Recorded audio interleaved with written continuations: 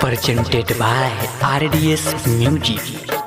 मोहब्बत की दुनिया में कौन किसका होता है, अरे मोहब्बत की दुनिया में कौन किसका होता है, जिससे प्यार करे वही धोखा देता है। आप सुन रहे हैं सजाद संवरिया। दिलवा के जान तोड़लू, दिलवा में हमर बस के, दिलवा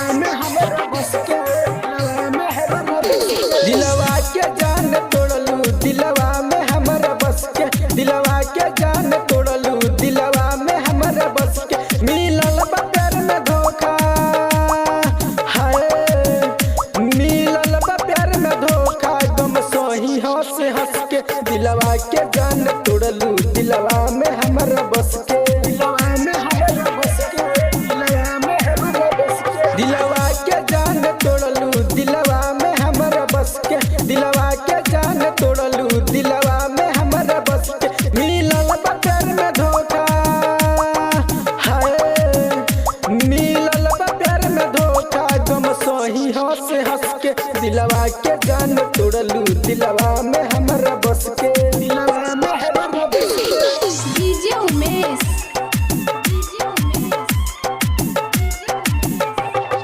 सुखीपुर बाजार। दिलवा के जान तोड़लू, दिलवा में हमर बस के।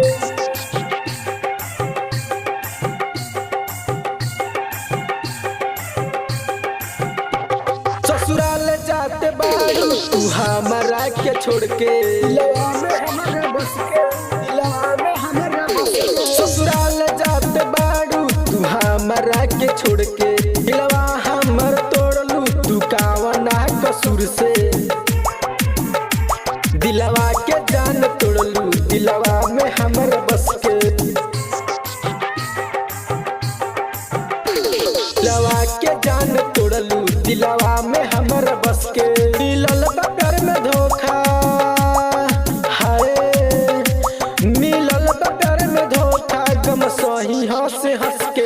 दिलवा के जान तोड़लू, दिलवा में हमर बस के, दिलवा में हमर बस के। डीजे उमेश एहसास के दामन में आंसू गिरा कर देखो, सुखीपुर बाजार। अरे एहसास के दामन में आंसू गिरा कर देखो, प्यार कितना भी करो लेकिन आजमा कर देखो, लेकिन आजमा कर देखो।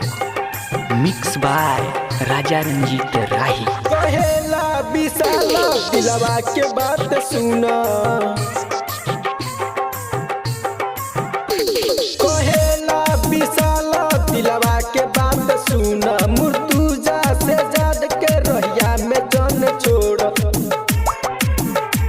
दिलवा के जान तोड़लू, दिलवा में हमर बस के, दिलवा के जान तोड़लू, दिलवा में हमर बस के। मिलल बा प्यार में धोखा, हाय मिलल बा प्यार में धोखा, गम सोही हंस हंस के। दिलवा के जान तोड़लू, दिलवा में हमर बस के। RDS music recording studio Balthar चौक।